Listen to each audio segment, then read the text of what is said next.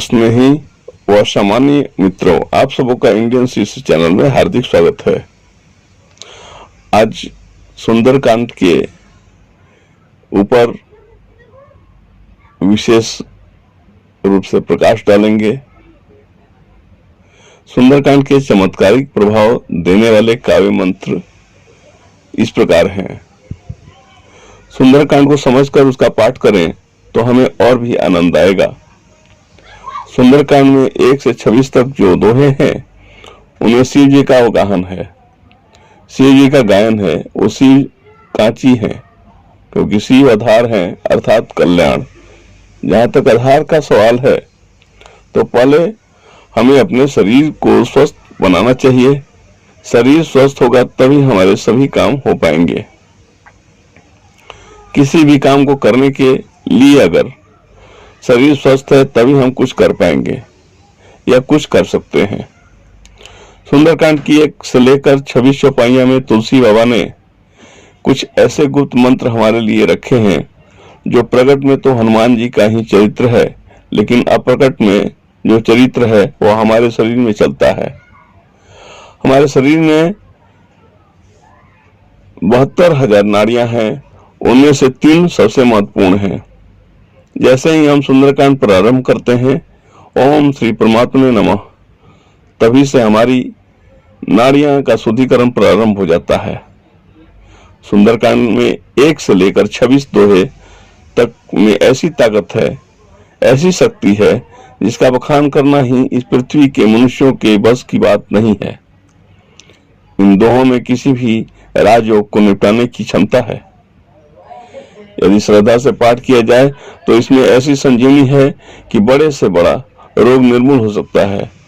सुंदरकांड की 1 से 26 चौपाइयों में शरीर के शुद्धिकरण का फिल्ट्रेशन प्लांट मौजूद है। हमारे शरीर की लंका को हनुमान जी महाराज स्वच्छ बनाते हैं। जैसे जैसे हम सुंदरकांड के पाठ का अध्ययन करते हैं और अध्ययन करते जाएंगे वैसे वैसे हमारी एक एक नाड़ियां शुद्ध होती जाएंगी। शरीर का जो तनाव है, टेंशन है, वह 26वें दोहे तक आते आते समाप्त हो जाएगा।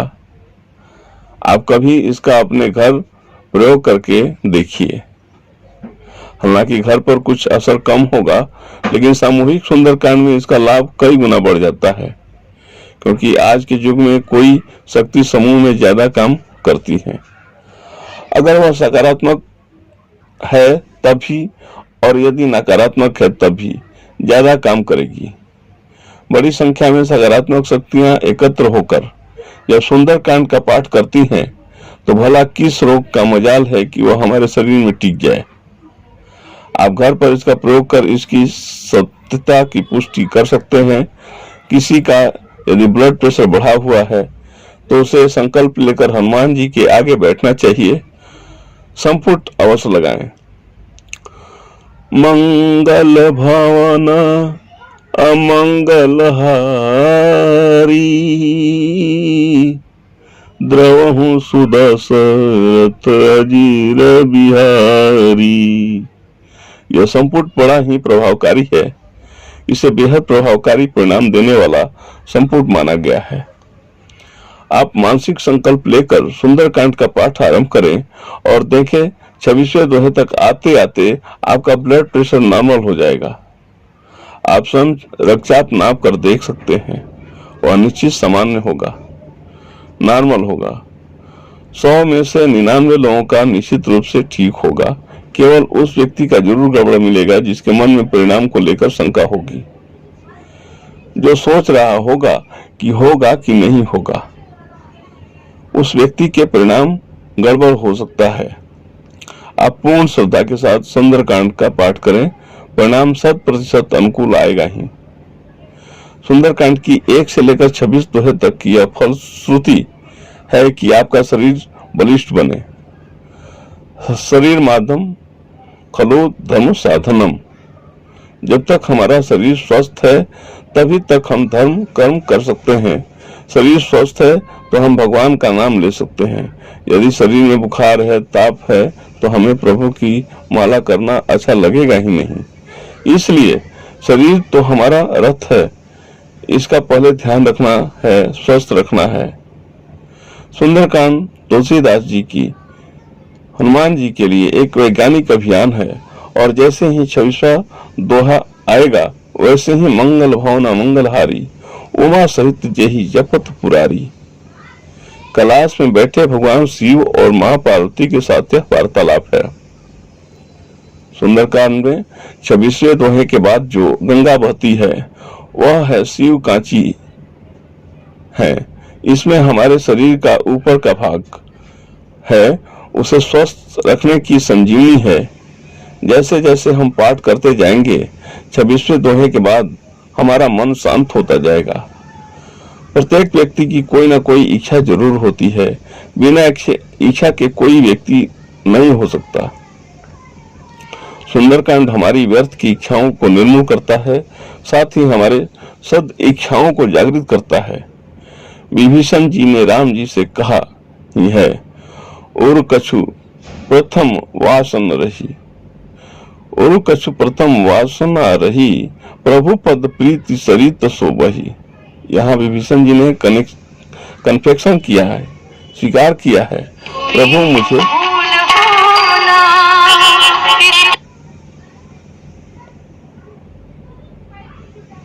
प्रभु मुझे वासना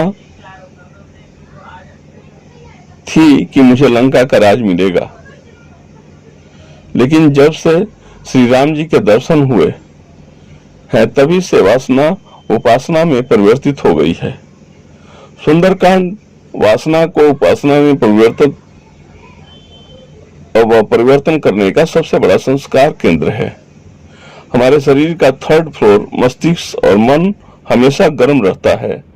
10 में 9 व्यक्तियों को टेंशन है, कोई न कोई तनाव तो है ही, और यह तनाव जिसको नहीं है वह या तो योगी है या फिर वह पागल है। इसलिए जो गोली आप लेते हैं उसे मत लेना, स्थगित कर दीजिए। बस आप सब सुंदरकांड का प्रेम से पाठ करना, हनुमान जी के सामने बैठकर प्रेम पूर्वक कीजिए। स्वयं सुंदरकांड में 2 जगह हनुमान जी का वादा है। सकल सुमंगल दायक रघुनायक गुणगान, सादर सुनहि ते तरहि, भव सिंधु विनाश जल जान।